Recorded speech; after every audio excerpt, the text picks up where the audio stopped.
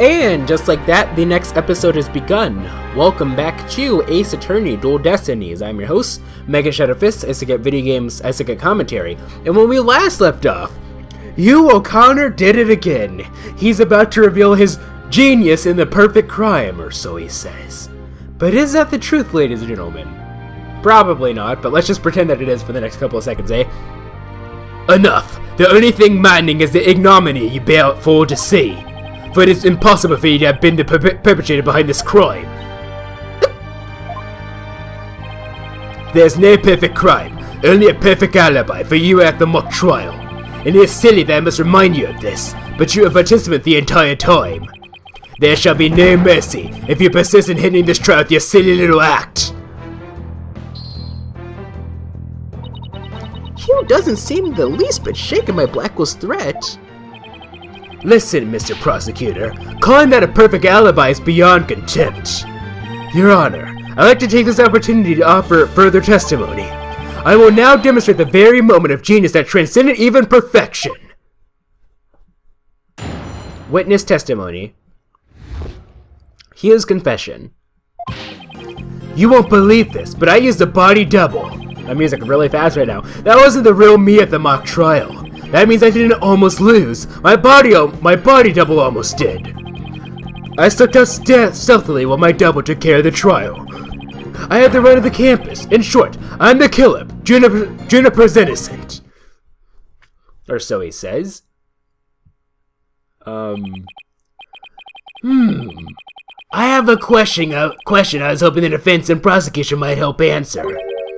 Is it just me, or does the witness's testimony make no sense at all? No, it's not just you, Your Honor. All I got from listening to that was a headache. Yeah, that was just plain weird. Especially the whole thing about a body double. Well, I'm relieved. It's not just me. And the prosecution? Your boldness. Summon an ambulance this instant. The witness is stark raving mad. Yes, I think that would be for the best. Now then, let's pretend that never happened and move on to my verdict. You people don't believe me. It's not a matter of not believing you. It's more along the lines of questioning your sanity. Yeah, the funny farm just called. They want their genius back. Shut your pie holes! The intellect of a genius transcends even logic. Besides, don't you guys have that weird device for testimony like this? Objection! What is not a weird device? I don't waste him on ridiculous testimonies! Easy there, Tiger. Think of it this way. We don't want a verdict to be passed just yet. So how about we give Widget a try? Well, this is against my better judgment, but I'd like to conduct a short therapy session. Your better judgment. I'm a judge and it's far beyond mine, yet I find it hard to say no. Prosecutor Blackwell, I trust you have no objections. Prosecutor Blackwell? What? The prosecutor said, rubbish. We will be out on a stroll, then left with Detective Fulbright. How does he get away with stuff like that? Because he's the prosecutor. Prosecutors get away with anything in this series. Then I'll unless, of course, you're playing as a prosecutor, like in the case of the Miles Edgeworth investigation games, and then in that case you can't get away with anything because why not? Then I'll interpret that as a meaning he has no explicit objections. All right, Miss Cykes, you may proceed with your therapy session. So I take it Taka's gonna go ahead and declare all the objections for us, like swiping right at us, flying towards us. I've seen my share of crazy trials, but this one takes the cake. Nah, not really. I'd say the craziest one still has to be the DL6 incident when we had to frickin' cross-examine a parrot, because in retrospect, compared to all the other things that we've seen in the Ace Attorney games, it's really not that weird, but considering it's the first time that you experience it, it's just like, whoa. I don't know. Here we are.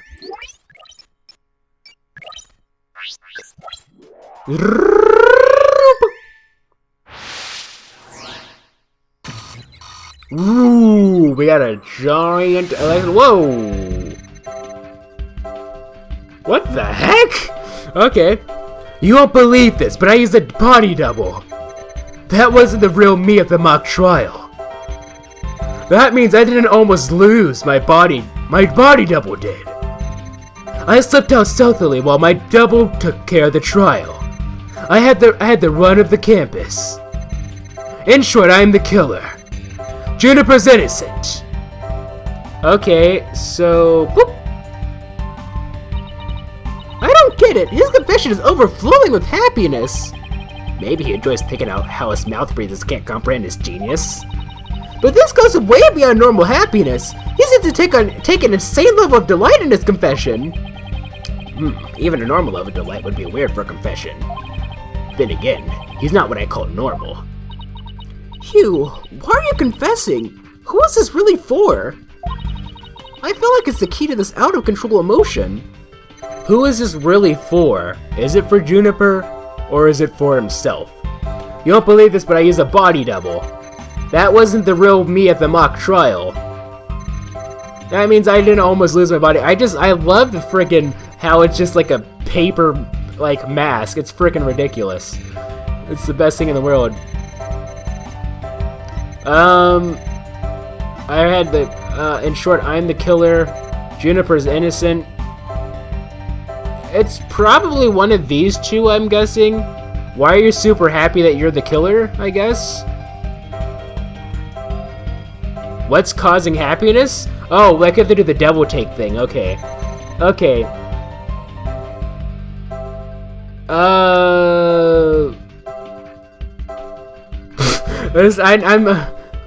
I'm stupid. Mr. O'Connor, yesterday you said that you didn't really care about Miss Woods anymore. I already told Juniper, so I might as well tell you. I don't really care about her anymore. What? Why? Yeah, well, Juniper reported my secret to Professor Court. His secret? Oh, the bribe. She wanted nothing to do with me because I had disappointed her. That's why I don't care about her anymore. I was never trying to protect her. My confession was always about one thing and one thing only. The truth. The truth.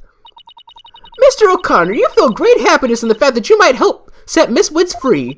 So much so that it overshadowed all of your other emotions. What are you... I can hear it clearly now, Mr. O'Connor. The discord you've been trying to suppress. People don't normally feel like you do when you confessed. So, Hugh really was trying to protect Juniper. Yes, I'm sure of it. Hugh's feelings for her are the real deal. Okay, down to 90%. But that means his confession is... Who is this? I guess it's probably... Yep, it was Blackwell. Why, Prosecutor Blackwell, you're back! The confession was naught but lies, save for the part about being in the mock trial. Can we all agree now that the killer is the one in charge of the audio, i.e. the accused? Why couldn't you have taken a longer stroll? No! You haven't unraveled the genius of my body double trick yet! You can't be serious. Do you really expect us to believe you had a body double? Yes! Yes I do! But if you think I did it, then prove it! But either we quit here and Juniper is found guilty, or we play along with Hugh's delusion. Let's go with the least worst choice, but first let me update his testimony. Okay then, here we are. What's the unexpected emotion? My double? That wasn't the real me at the mock trial? Why was he surprised? That means I didn't almost lose the body double. Did?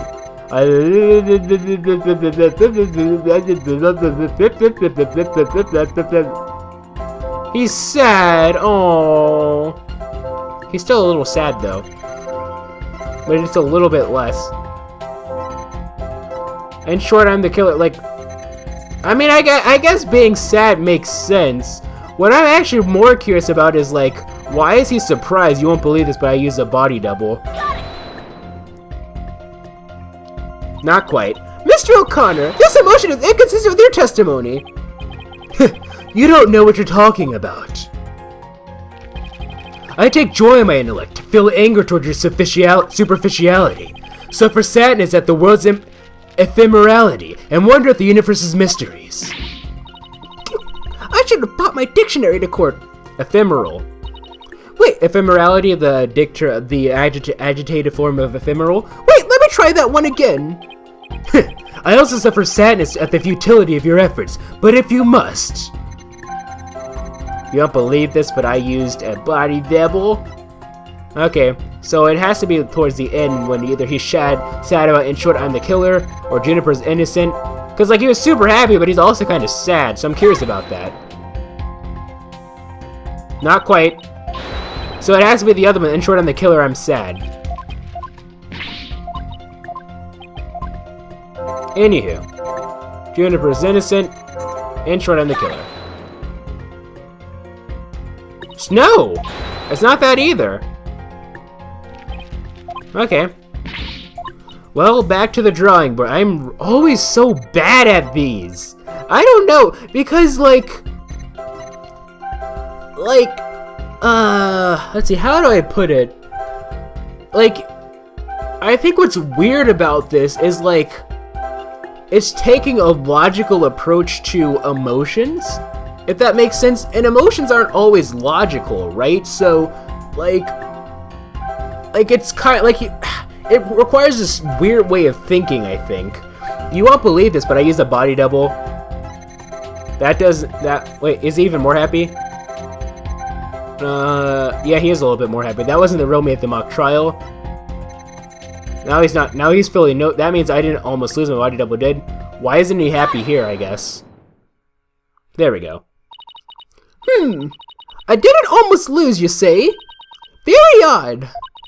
You exhibited happiness the entire time, except during the statement. You don't know when to give up. Wait, now that I think about it... No, don't. Stop making stuff up. When I left the lecture hall, it was during Professor Means' pre-trial speech. That's when I moved the body. I then slipped back in just before the verdict. So you're saying you were there the moment your double was about to lose? Yes, I was. Naturally, I wasn't happy when I saw that. In any case, I was at the far end of the lecture hall behind the screen. I figured no one would see me if I came and went through the doors, there. Objection! Sykes Stunner, how much longer will you indulge him in this charade? Well, it's true that none in the audience might see him go through either of those doors. The faculty seats in the balconies are a different story and have a splendid view. But there is a wee bit of a problem there, I suppose. Let's look at this. It depends on what you're trying to say here, because like he's on the defense side, and Professor Cord is not there. She's dead, so she couldn't see that. Professor Means probably could, I suppose, though.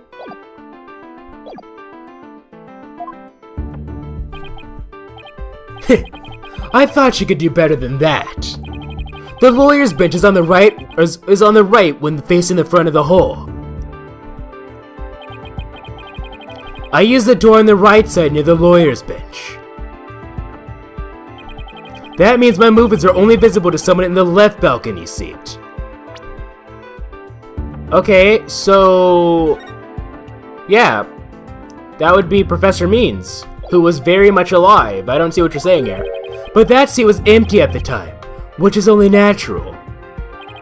After all, it belonged to Professor Court, and as we all know, she was already dead by then. Do I just not know what left and right means? Or it's just... It's reversed though. Like, I keep forgetting that they always reverse things. But then, like... But, no! That is the left side, and that's... Why do they do this? Why can't we just agree on a left and a right and not reverse things?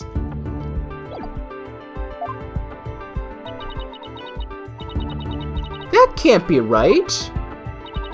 An empty balcony on the left side contradicts this piece of evidence. The only thing we have that has anything to do with the electoral diagram. I have no idea where this contradiction is going, but I don't have any other moves at this point. Guess I'll just have to follow it and see where this takes me. You said the left balcony seat was empty, but was it really? I saw it with my own eyes. It was definitely empty. But what about this diagram? According to this, Professor Means was supposed to be seated in the left balcony seat. But if you left the lecture hall during his pre-trial speech, he would have been standing there at his seat addressing the students of faculty. No, this can't be right. Yes, he has one tough customer, 80%. You do no one any favor by exposing the falsities of his confession. I've told plenty of lies so far, but this part is true, I tell you. There was nobody in the left balcony seat. You gotta believe me. It doesn't seem like he's lying this time. Okay, Mr. O'Connor, let's have you testify again, but this time don't spare any details. You got it. I'll repeat it as many times as you'd like. I mean, my ingenious escape act warrants repeating, considering I'm the real killer. All I really care about is whether that seat was empty or not. Okie dokie then. Info update. The second floor is deserted. Why won't you believe me? It's true, I tell you. I went out through the back door without anyone noticing. Then all I had to do was go through the empty audio control room. Why are you so sad? It leads into the hallway, so I was perfectly capable of moving the body. Why are you so sad here? Jeez. I detected powerful sadness and fear right after you said this part. It's as if you said something you shouldn't have. What's wrong with you? You shouldn't reveal a person's inner feelings for all to see. Mr. O'Connor, it's you who is revealing your inner emotions by the way you speak. Plus, I have a good idea about why you're feeling sad. You're a horrible person. Can't you just leave me be? You said that you went through the empty audio control room, but that's not true, is it? There was someone who returned from there once Professor Means finished his speech. And who was that someone, you might ask? And that someone who was in the audio control room was... the only person who would logically be in the audio control room, right? Take that! I know you realized there was a problem with your statement as you were saying it. That's why you felt so uneasy. If the audio control room really was empty, that would mean Miss Woods was roaming around the campus. Ugh. Mr. O'Connor, you sounded really constipated right there. If you really want to protect Miss Woods, just tell the truth. If you believe in her, revealing the truth is the same as protecting her. Juniper's innocent. That's the truth. But in this dark age of the law, the truth can be easily twisted to serve anyone's needs. When the end justifies the means, your only choice is to fight back with lies. Hughes' heart won't hold out into this battle between truth and lies. Is there something I can do to make him recant his false testimony? I fear nothing now that I have lost everything. Go ahead, Prosecutor Blackwell. Cut me down if you wish. I thought you'd never ask. With you gone, we may swiftly proceed to a verdict.